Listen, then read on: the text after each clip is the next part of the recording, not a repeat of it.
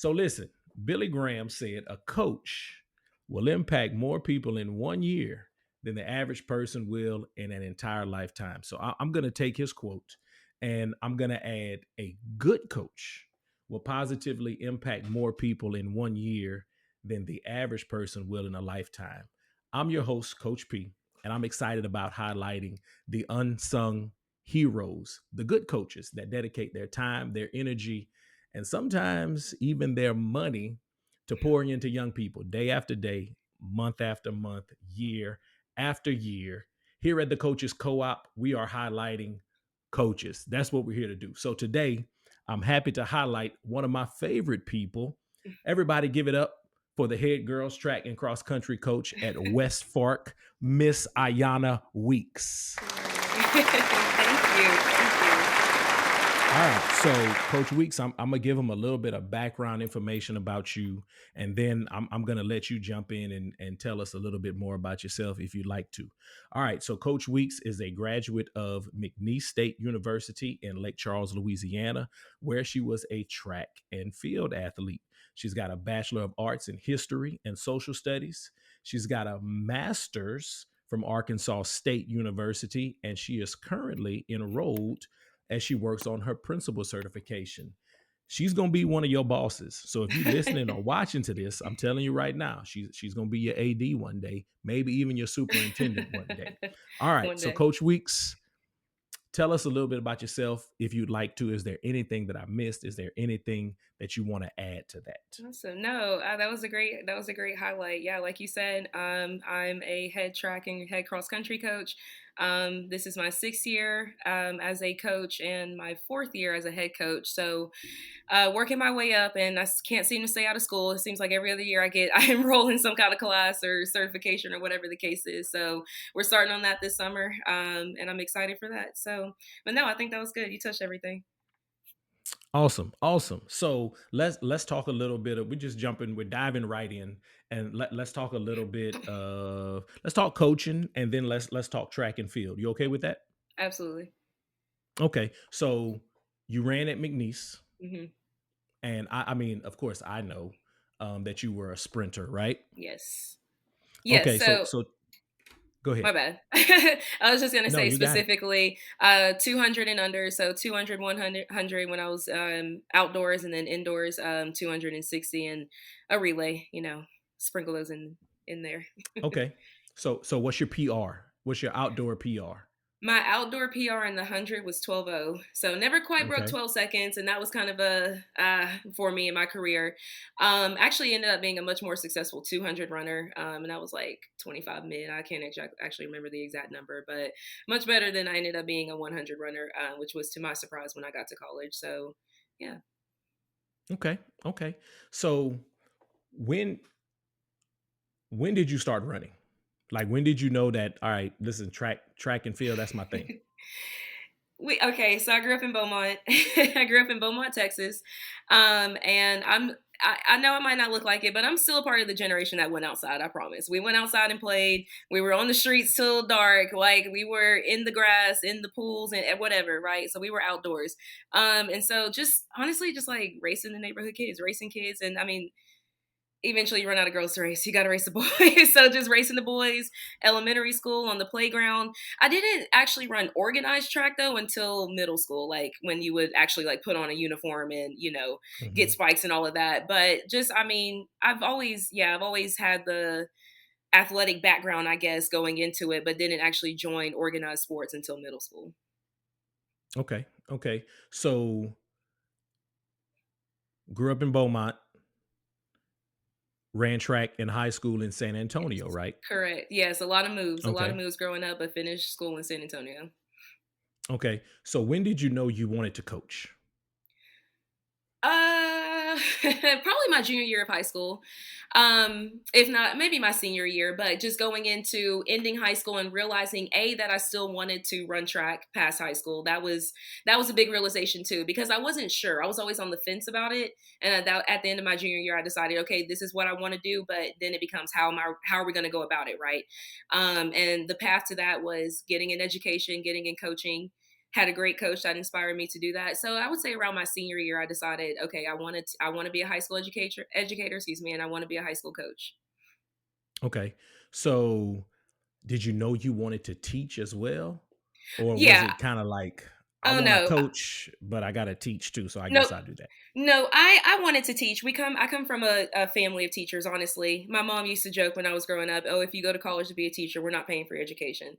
Well, okay, mom, got a scholarship, so you don't have to. Now I'm going to be a teacher, right? That was the joke. It was always long line of teachers. It was always like, go do something else. But this is where my heart was, and even though I had a coach inspire me to be a coach, like I knew that you have to teach to be a coach in Texas. We know that's a law, right? And then B, I knew that I would impact more people too, being an educator and a coach. So I never had a problem doing both. Mhm. Deciding what to teach was a problem at first, but I always knew I wanted to do both and have loved both of them. Okay. Okay. So your parents wanted you to do something else, but obviously your heart was in teaching and coaching. So tell us what's your why? Why does Coach Weeks do what Coach Weeks does? My why. So when I want to say I was in high school. Obama was running for his second term. Okay, and so I got to vote. That was the first election I voted in 2012. Okay. And I heard a Michelle Obama quote sometime during that period, and this isn't verbatim, but something along the lines of, "When you walk through the door of opportunity, you don't close it behind you. You leave it open. You reach back and pull others through." Right. So that was the switch for me, and I wanted to live by that. And essentially every day I try to live by that, right? Whenever whatever I'm blessed with, we're going to pass it along too. So that was the start of like what career I was going to enter. It took a while, like I said, to figure out what to teach. But always, I don't know, I always had that passion was there too. When I actually got into education and coaching, you realize the lack of females that are in education and coaching. And we're not just talking about the coaches or the bosses or whomever. I'm talking about the participants, the athletes, right? Hmm. It's only 38% of girls in athletics versus it's in the mid 70s for boys. Okay. So when we know that kids oftentimes don't come to school or achieve in school just for academics, they want to do other things, right? They want to be involved. You want to be, you want to be welcomed into something and embrace something and be successful in things. And so keeping girls in sports, keeping girls in athletics in general is a huge passion of mine. And that's why I'm seeking the administrator certificate too, so that I can work in an administrator level and keep that in a flow at an administrator level. So what your opinion, your best guess, Mhm. why is there such a disparity? Why is it 61% of boys and then 38% of girls? That's a good question. I want to say the support around it, right? We know that obviously with the passing of Title IX 51 years ago, probably about to be 52 years ago, that was something, that funding to get people involved, to offer scholarships to girls and things of that nature, to keep them get them athletics and keep them in athletics. I would say that support and funding is probably the two biggest reasons that people leave whatever they leave, right? They may not feel supported, they may not feel like purposeful in it, but we know that being involved in high school sports isn't just about winning. It's life skills interwoven with your athletics, right? So Right. I think I would say those two reasons. So I'm looking at this. Women compromise just 18% of qualified coaches. Right. So and then women compromise just 9%, less than 10% Hmm. of senior coaches. So Hmm. what's the hurdle? What are the hurdles there, and how can, because of course we know each other, but I'm a man Hmm. who works in women's sports, and I'm Hmm. always looking for women's coaches, and I We know all that are. Yep. it's difficult. So what are the hurdles, and then how can we remove those hurdles? I'm not even going to say help, you Right. know, women who want to coach jump over hurdles. How can we remove those hurdles? What are they? And how do we just, let's get the hurdle crew and let's get these hurdles off the track. What do we I need to do? think the to clear up the hurdles, I think hurdle crew I think a lot of it is not feeling. I want to go back to support also on the women's side. Maybe they don't see the same success as some of their male peers, male colleagues that are coaches, and maybe we see a lack of support. And then traditionally, education is a woman's field, right? There's typically more women in education than there are men. And I think a lot of those female teachers may see more success in the classroom too, and be more encouraged to move and like leave athletics and then take maybe an admin route or whatever the case is, right? And which causes you to not be a coach anymore, at least in schools in Texas. So I think that's a big part of it. But we also know that the world is changing, and from the type of fans and whatever the case is, like coaches aren't always maybe cherished and honored like they may should be. And I see where that could run people off also, not feeling like they're supported, not just from school, but anywhere outside of it too. Yeah. So, um, so for women who, maybe want families, right? So Right. I want a family. Is that a hurdle? 100%. Like when we talk about the wage gap, let's take it out of sports, right? When we talk about the Hmm. wage gap and women make 83 cents every man's dollar, that's not saying me and this person A are doing the exact same job and he's making this much more than I am, even though we're doing the same thing. What that means is women typically, like you said, are they're starting families, they're having the same home with kids, they're missing significant time off of work. And when men don't have to do that, right, they have more of a chance to advance. It's not to say that again we're doing the same job, same equal like options or whatever. It's just the opportunities that and the typical roles that we have in society that interfere with career. One of the answers I wanted to say almost was empowering our women more, and I feel like I should have said that now that we're saying that, because that's part of it. Hmm. Just it's not for everybody. It depends on who you are, of course, but just steering away from that typically. And if you, yeah, diving into coaching. So as we're just kind of along the same wavelength. So Hmm. when we talk about coach life balance, right? Right. Um, what are some of the hardest and easiest things about the job that nobody really knows? So, and then being a woman coach, Right. right? I'm sure Right. there may be some, but I'm not. I don't want to say I'm sure, but I'm guessing Sure. there may be some other things that we don't Hmm. know about. So what are the hardest and easiest things about the job that nobody really knows? Um, some of the hardest things I would say is obviously the time you spend away from your family. I don't have kids of my own, so that's not maybe a personal struggle in that sense of having to step away from my job to be a mother. But on the flip side, I'm still somebody's daughter, I'm still somebody's sister, I'm still somebody's friend, right? And you have to sacrifice those things for your job. And while that's the case with every job, I don't think people realize like we're sacrificing holidays, and people think, oh well, teachers get the summers off. Eh, yeah, I haven't met one yet.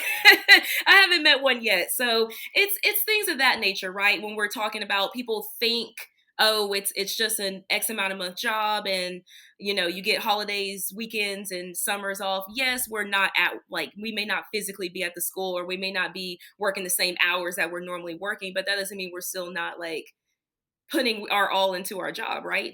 Depending on the time of year, of course. Um, Track season always tends it's around mom's birthday, it's around Mother's Day, Easter, some pretty major things for me. So so that Spring getting break. spring break, oh yeah, tell me, yeah, talk about it. So just having to sacrifice those things, and it might be you'll get to see them at a different time, of course, and spend time with them differently. It's just not it's different than what it was growing up, of course.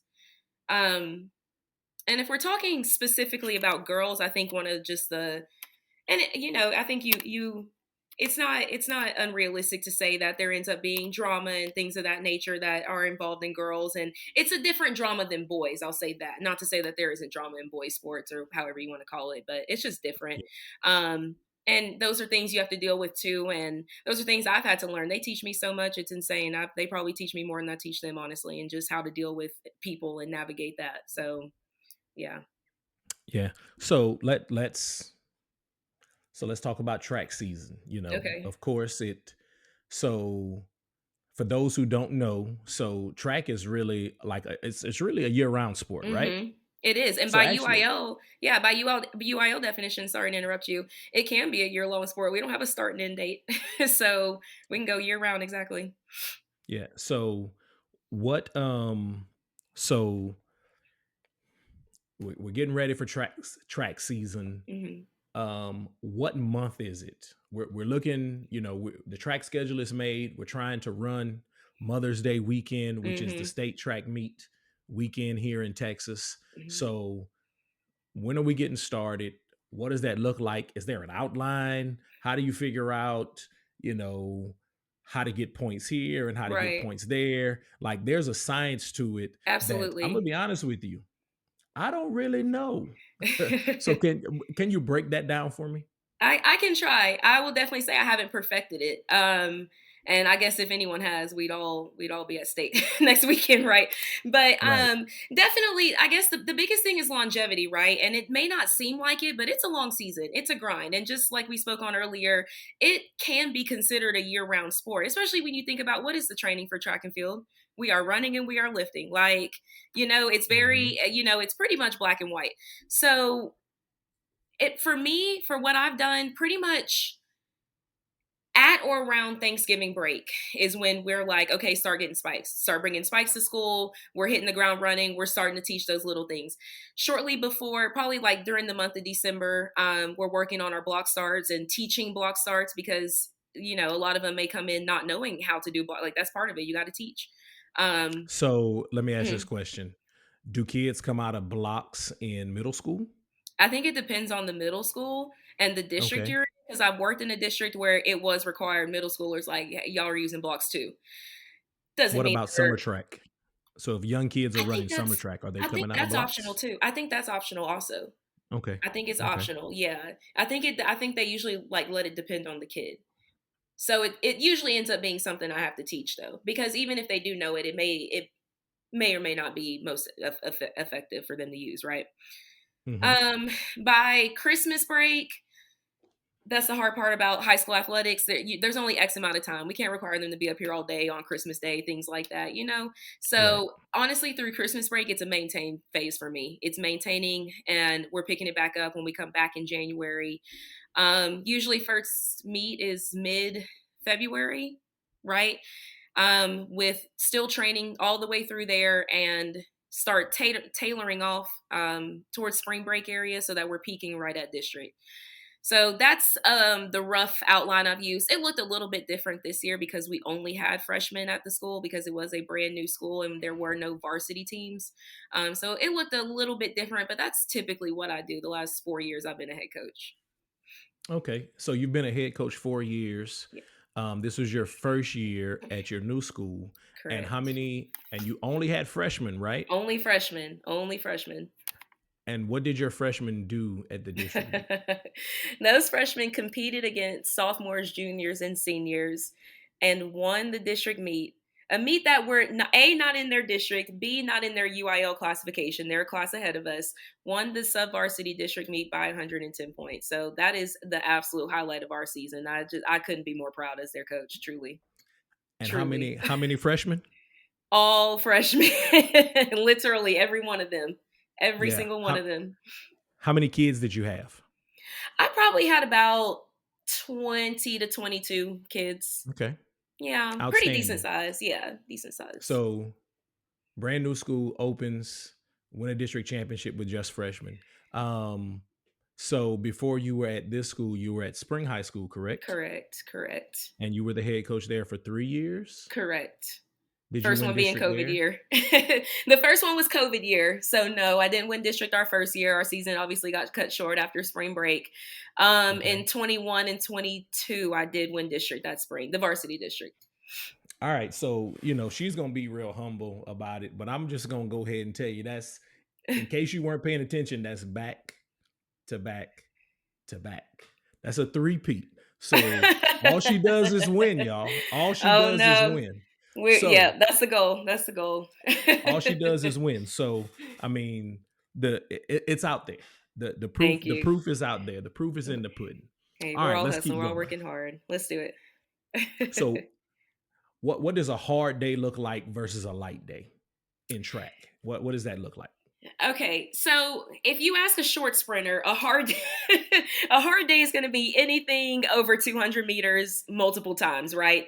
So when we're training intensive tempo, whether that's a 200 or a 400 sprinter, those are typically longer distances and greater reps at faster times. Right? You still have ample enough break, but they're meant to deplete your system. They are meant to deplete you so that your body knows how to react and bounce back to when you're actually in a race, right? And you don't, Mhm, mhm. lose it after 300 meters, right? So that could be anything like repeat 200s, that could be 300s and mix of 200s. It can be a lot of things.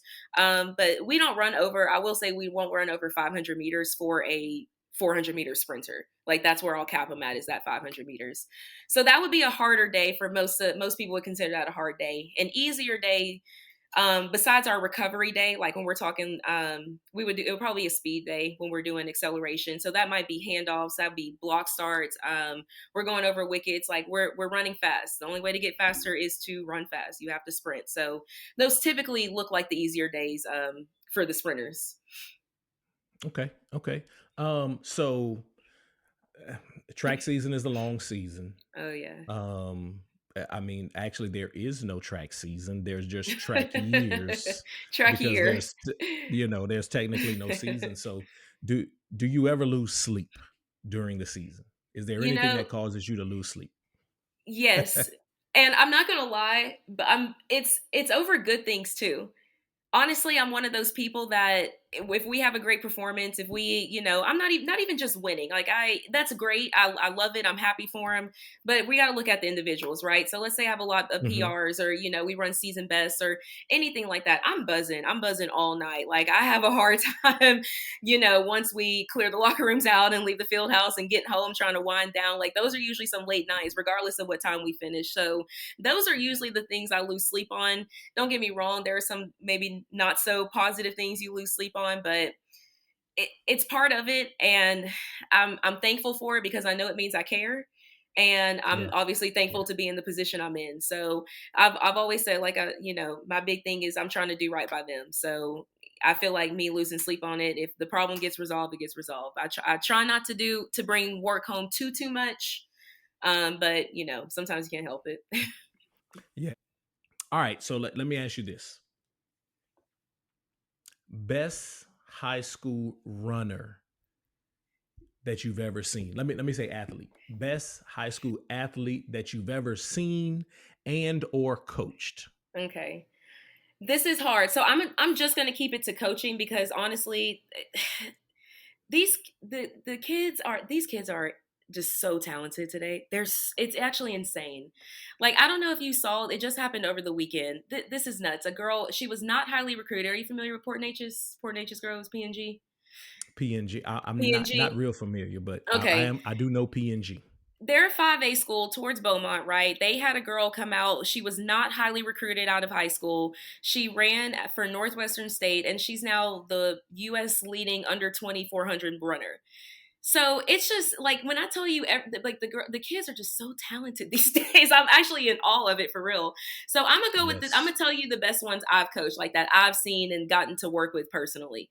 Not taking any credit because they just came to me so naturally gifted, truly. But for truly for boys, DK for sure. That'll be Dorian, who Okay. is actually a football player at the University of Houston right now. But when I tell you, it just you just needed somebody to supervise him. If you could record it and then show it to him, I mean, he can figure it out. Like he knows exactly like what he needs to tweak, whatever the case is. I remember doing Hmm. handoffs with them when they were on a relay, like his junior and senior year, and it's just like you don't even have to spend that much time with them because they just pick it up so quickly.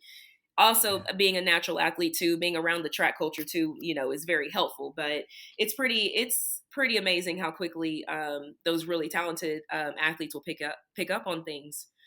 um for girls, the most talented girl I've coached is probably Raya. Raya is a junior at Spring right now, and I got to coach her freshman and sophomore year at Spring. She was Hmm. on a 4x1. She was a short hurdler for us, and again, just superwoman. She can do it all. She can long jump, she can triple jump, she can hurdle, long, short. She can high jump, 4x1, all of it. She's going to state this weekend. She's going to state in the hurdles this weekend as a junior. So, Awesome. That's definitely awesome. yeah, for sure, definitely some of the two most talented and athletic athletes I've gotten to work with. Okay. Okay. So let me ask you this. Which one is tougher?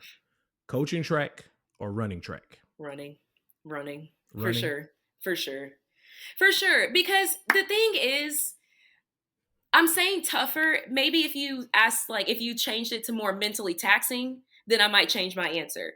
But definitely Okay. just all in all, because when you're talking about actually being a competitor, and you and I know what this takes. So, like, some people have to learn this, and I was one of that had to learn it. But knowing what I know now, yeah, I'm talking sleep, nutrition, recovery. The things that we want to think of are just the extras and they matter so, so much. It's the little stuff, truly. So I definitely say running is harder, but Okay. I don't know. Yeah. I'm curious to know other No. coaches' answers to that too. Yeah, I'm definitely uh getting some other track and field coaches on here to because Yeah. I want that feedback because I considered Hmm. I considered running track in high school. And Okay. then, I saw one of the guys coming off the track one day with booty lock. And I was like, It's no, real. I don't, It's I real. don't know. I was It's like, no, real. I You don't want to know, experience that and ever. and the reason it's so hard is because it's so hard to see what you're working towards. You know what I'm saying? Because you have to train the whole first semester before you can compete. It's so unique of a sport like that, you know? And so it's that mindset is so much different as an athlete, truly. So how do you as a coach get to see, get the kids to see where you're going? How do you get the kids to buy in and trust the process? That was the hardest thing about this year. I will tell you, that was the hardest thing about being a head coach this year because we only had freshmen. I didn't have anyone that I could say, not say, but anything I could defer to. Like they don't know about the previous district championships or what I've done or they don't care either. They don't care. They're like, Right. we're here to run track. Right. And so truly, it took several months for that to happen, for that to buy in. Track is also unique in the sense of I only had a handful of girls at the beginning of the year because a lot of other girls were in other sports. They're playing volleyball, they're playing Yeah. basketball, they're in tennis, whatever the case is. So a lot of them, it honestly took me getting that full team and being able to build up the culture there. And once they saw from one meet, just not even one meet, a practice in January to a practice in March, the difference, Mhm. their times Mhm. being different, that was the process right there. When you can physically see, the best thing about track is you can see it, the numbers don't lie. When I can see a tangible number getting lower and lower and lower, okay, we're on the right path, right? Yeah. So it took a while, but being that we had the success we did, I think this class is there for sure. Okay. So which way does track lean? Does track lean more to an individual sport or does track lean towards a team sport? I'm glad you asked me that. I love that question because in reality, in all reality, if we're looking at the professionals on TV, if we're watching Sha'Carri Richardson or whoever run, right? It's going to Mhm. be, oh, that's an individual sport. Like it's her training, right? But in high school, are we more concerned about the results or the development of the athlete? Right? So if we're concerned about the development of the athlete, it has to be a team sport. You have to build that culture, you have to have that cohesion, like there's no other way around it. So truly one of the more difficult parts of my job as a head coach is making that understanding that this is a team sport. And when you choose not to, go 100% or miss practice or whatever the case is, it's not just you're affecting, right? So we have to make it a team sport in high school for sure. Okay, that is Hmm. that's a great answer. So, like, do track coaches give, like speeches, like a pre-race or a post-race A speech rah rah to get the speech. kids? Yeah. Does that happen in track, or It is it like, does. listen, let's Y'all gotta go, go. Y'all gotta go. right? Both of those happen. Both of those things happen because the thing is, if you know your athletes, right, the same way if you know your players, like you can see when it's not just basketball that's the problem, or it's not just track that's the problem. It's something else. Like it's something as a team, as a program that we've got to come together collectively on. So I won't say like, oh, I planned these speeches or anything of the sort, but definitely you have to. I mean, before we get to a bigger meet, right, a district, an area, or something of the sort, that'll come out. But honestly, it's one of those things that is kind of just in the moment. It's really in the moment, and whatever lesson needs to be delivered at that time, it's going to get delivered. Okay. Okay. So, um, if you could be anything other than a coach, what would you be? I want to ring the opening bell on Wall Street every day. Listen, so I, That I was I the was best reading that job. in your questionnaire, and I was like, but like, okay, How so does tell that me work? why. Tell No, me why. Tell me I'm why. joking. I spent a lot of time watching the news when they would have the opening bell sessions, and they're just so excited. Like they're so pumped up for the day, and I just love that. I just like the energy. They are. No, let me give you Listen, a real answer. Go ahead. No, I go ahead. no, I thought that was a real answer. I was just, just I tell me wish. more. I wish. I wish. No, honestly, I think I would work for the federal government. If I wasn't in education, I would probably work for the federal government. Okay.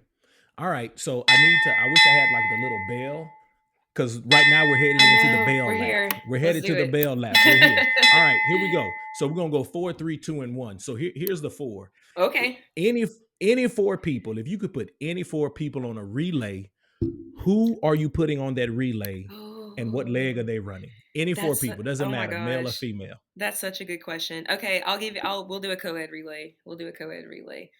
Okay. Um and you know what? What which relay is should have been my first question actually. Which relay? So Is my it 4 by favorite 1? so yeah, let's do 4 by 1. I'm not Let's mad go at a four by 4 by one. 4. I have an answer for that one too. All right, here we go. Well, 4 by let's 1. do both of them. Let's do both of them. We'll do both. Allison Felix Okay. is going on both. I'll say that. Allison Felix has both spots. Um, Versatility. yeah, absolutely. She can do it all. Yeah. She carries on my 4 by 1 now. Um, Okay. yeah, Ran a yeah. fastest time in the year. I mean, fastest Insane. time in the world right now. Insane, right? And Yeah. and totally win legal. So, Usain Bolt's got to come out of retirement, of course. Definitely. Definitely. Yeah, you can't miss that one. Who's my last one?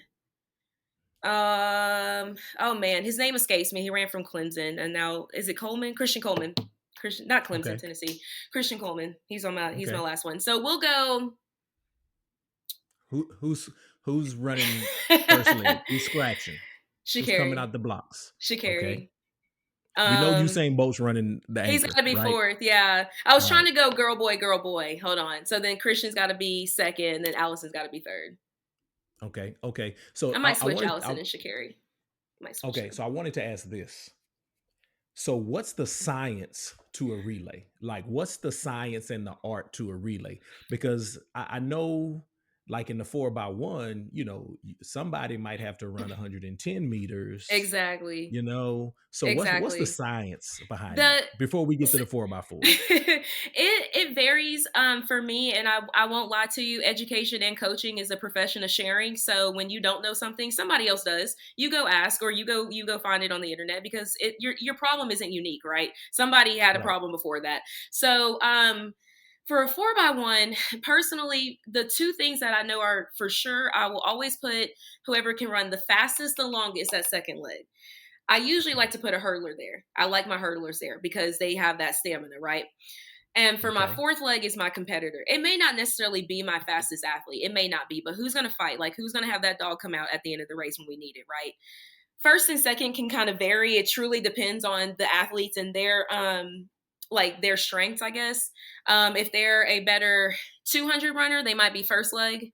If they tend to gas out pretty quickly on a one, like me when I was in school, you might go to third leg because it'll be a little bit shorter for you. So it just Okay. depends on the Okay. runner. Yeah, Okay. 2 and 4 for sure.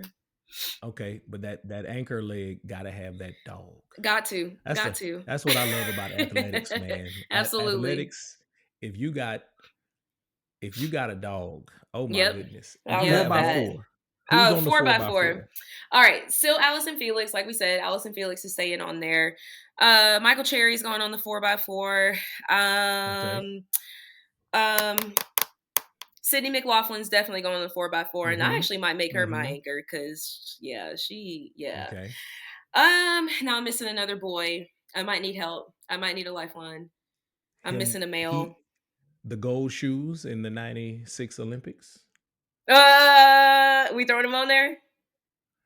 I mean, you know, Like if yeah, I mean, how can we not put Michael Johnson on this relay? We'll take it. We'll take it. All right, that's my fourth. So, but that order would definitely go Allison first, Michael Cherry second, probably Sydney third, and then Michael fourth. Man, There we go. that's a hell of a relay. There we All go. right. All right, so here's the next thing. We Okay. need white flags at all the exchange zones. So it's 3 exchange zones in the 4 by Love 1. Is it. that right? Love it. That's All correct. right. So we need all white flags. So here we go. Exchange zone 3. Give us 3 things that all coaches need. 3 Three things. things that all coaches need. Definitely support, right? Okay. It's obviously long nights, early mornings, it's weekends, it's holidays, it's missing birthdays, it's missing events, whatever the case is. I'm not going to say you're not doing this without a good base, but it is very hard. And I think the more successful ones have a good support system around them. So fill up your support system, and it may not even be the people that think you may have to associate with. Like, it may not be certain people in your family or certain colleagues that you have, but you need to fill your inner circle with good people. Mhm. So definitely Mhm. support as the first one. Um, the second one, I said a controlled ego, because I don't think you, yeah, You got to have some ego, you got right? to have something, right? You have to have that some kind of A little confidence, bit. but you can't be obnoxious, you can't be closed-minded, you can't be completely unwilling to listen to somebody.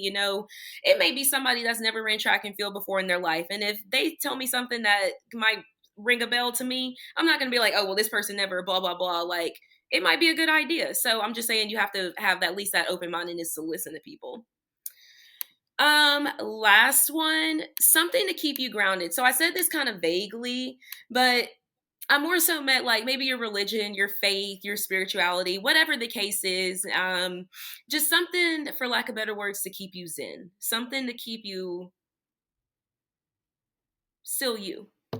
So those are my Yeah. three. Okay, that's good. That's good. All right, 2. And you may have alluded to these earlier. 2 of the toughest things about being a track coach, or just 2 of the toughest things you've experienced as a coach in general. One, I'll give you one of each for that one. So one of Okay. the hardest things about being a track coach, it's the best. It's one of the best and hardest things, if I'm being completely honest, is sharing athletes. We love multi-sport athletes. I will always be in support of multi-sport athletes, 100%. Um, Mhm. where we're Agree. talking injury Agree. prevention, just a well-rounded person working on general athleticism, especially going from another sport to track and working on those Yes. skills. Like, that's always, always, always a good thing. Sometimes it just, it gets really hard when people are like, oh, it's just my second sport. You know the type. So it gets a little frustrating when it's like that as a coach, and that's something I'm still trying to navigate, I would say, as a head coach. um, Mhm. Mhm. is maybe like the athlete's full commitment when this isn't their first sport. And that's something I have to learn too as a head coach. Like, how do I get someone who is just out here to get faster to buy in and understand that we need you and you can contribute? You know what I'm saying? So Yeah. I would definitely say that is one of the harder things about being a track coach. Um, and then what was the other one? That's good. Just something as a coach in general, one of the Oh toughest things yeah. you've experienced as a coach in general. I would say another tough thing is probably, I guess, any accusation that I may not be fully supportive of my athletes or my kids, or somebody, and you're gonna get it. It is what it is, and it hurts to Right. hear, because of, like, we do pour all that we do into it, and it's a tough pill to. It's something hard to listen to, definitely, when you're being critiqued and saying that it's not even about your coaching, just that, oh, you don't care about my kid. And it's like, that's the very first thing I care about. Like, that's actually like the wild thing for me to hear. So yeah, I would say those are Yeah. two of the hardest things. Yeah. That is definitely tough to be accused of something. It's almost like how like you're attacking my integrity. Right. Like Like, my purpose, like, like why I'm here. Like, right, like I am here for your kid. Like exactly. this is why I'm here. So I would never do that. All right. So this last thing, this is something that we do on my other podcast, the Network with Michael Prejean. Mhm. Shameless plug. All right. So I want you to give us one piece of unsolicited advice. Nobody asked, but you're gonna tell us series No, listening to. just going off. No, it's good. Nobody asked for this unsolicited advice, but you're going to give it to us anything. You're going to give it to us anyway. So what is this one Yes. thing? It can be I anything. I would say don't forget to be the student. Like never stop learning. It doesn't matter how long you've been in the game. It doesn't matter how short you've been in the game. There's always stuff to learn. There's always a better there's always a way you can get better. And whether that's personally, professionally, whatever the case is, I am specifically talking about coaching, but do things like be active in a way like so you can learn. Whether that is listening to the network with Michael Prejean or reading a book or whatever I don't know, whatever it is, whatever helps you, you gotta you can't stop growing. Coach Weeks, that is excellent. And that is why she is going to be an athletic director one day, We hope or so. a superintendent one day, because all she does is win. But she's so humble and gracious, and she is a student of the profession. Coach Weeks, thank you Thank so much you. I had such a for good joining time. me tonight. No, this was excellent. There are so many gems dropped in this episode. Listen, I'm Coach P, signing off for Coach Weeks. This is the Coaches Co-op podcast. And I'm just going to tell you this: coaches do what most people can't. We are not average.